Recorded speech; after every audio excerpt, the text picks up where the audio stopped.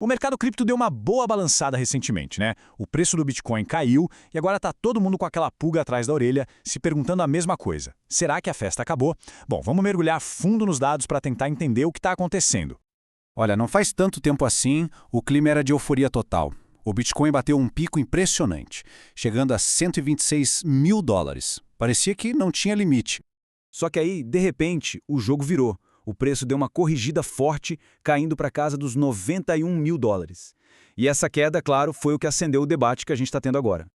Então, pergunta de 1 milhão de dólares, ou melhor, de milhares de dólares, é essa. Aquele pico foi o topo definitivo desse ciclo, ou isso é só uma pausa para respirar antes de subir de novo? Vamos dar uma olhada nas evidências.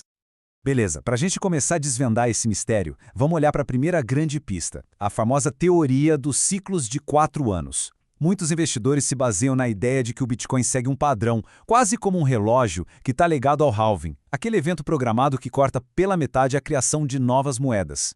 E o que é realmente impressionante, para não dizer bizarro, é a precisão disso. O pico mais recente aconteceu 535 dias depois do último halving. Se a gente olhar para trás, em 2021 foram 528 dias, em 2017, 527. É uma consistência quase assustadora. Mas por que esse padrão se repete com tanta exatidão? Uma das explicações mais fortes é que isso funciona como uma profecia que se cumpre sozinha. Ou seja, tem tanto investidor acreditando e operando com base nesse ciclo que as ações de todo mundo juntas acabam fazendo o padrão acontecer de verdade.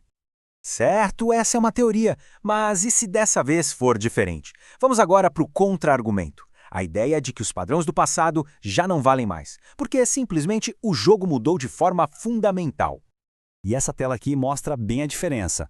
Os ciclos antigos eram verdadeiras montanhas russas, com uma volatilidade altíssima, tudo movido principalmente por investidores pessoa física, o varejo. Já este ciclo parece mais estável, com uma volatilidade menor e o principal, impulsionado por gente grande, por instituições financeiras. E o que está por trás dessa mudança toda? Bom, são fatores completamente novos que entraram em campo. O lançamento dos ETFs de Bitcoin nos Estados Unidos, por exemplo, abriu a porteira para uma quantidade de dinheiro institucional que a gente nunca tinha visto. Fora isso, empresas colocando Bitcoin no caixa e mudanças na economia global redesenharam todo o mapa. E talvez uma das maiores provas de que este ciclo é diferente foi algo que não aconteceu. Cadê aquela explosão generalizada das altcoins, a famosa alt season que a gente viu com tanta força nos ciclos anteriores? Ela não veio como esperado. É só olhar para esse gráfico para entender. O Bitcoin continuou dominando o jogo, com metade de todo o valor do mercado. Aquele fluxo de capital gigantesco que todo mundo esperava que fosse migrar para as moedas menores, simplesmente não aconteceu na mesma proporção. Ué, mas por que as altcoins não decolaram? A resposta, no fundo, é bem direta. Foi um desequilíbrio clássico de oferta e demanda. Foram criados milhões e milhões de novos tokens, de novos projetos. A oferta explodiu, mas o dinheiro dos investidores, a demanda, não acompanhou. O capital acabou se diluindo. Isso nos leva a uma metáfora bem poderosa que os analistas estão usando. O Bitcoin funcionando como um buraco negro de liquidez. A força dele, a sua gravidade, é tão grande que ele acaba sugando a maior parte do dinheiro novo que entra no mercado, deixando só as migalhas para os outros ativos. Ok, vamos deixar um pouco de lado o preço de agora e olhar mais para frente, porque existem duas grandes ameaças no horizonte do Bitcoin. Ameaças de longo prazo que podem, sim, redefinir o futuro dele. De um lado, a gente tem um risco, digamos, político, que é a centralização. Cada vez mais bitcoins estão concentrados nas mãos de poucas empresas e ETFs americanos. E do outro lado, um risco tecnológico puro, a computação quântica, que ameaça quebrar a segurança, que é o coração do Bitcoin.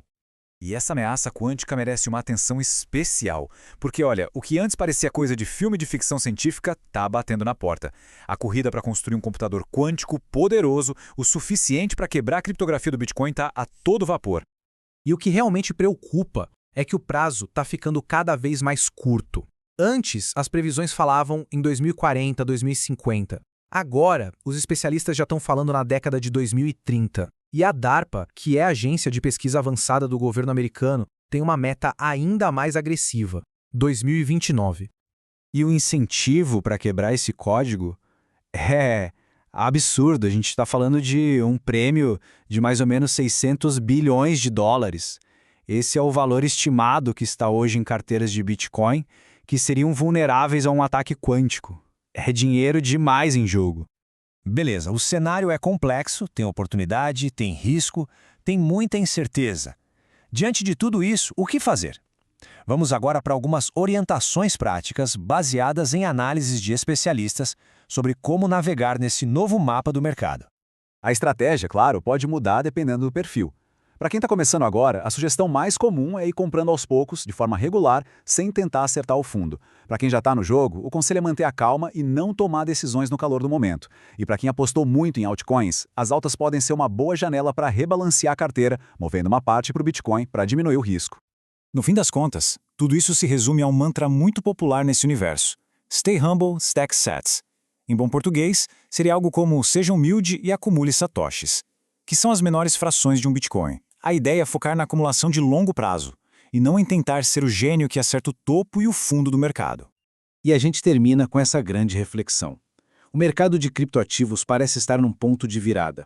Os padrões do passado, que pareciam tão confiáveis, foram desafiados por forças totalmente novas. A grande questão que fica no ar é, com as regras antigas em xeque, o que ou quem vai escrever o próximo capítulo na história do Bitcoin?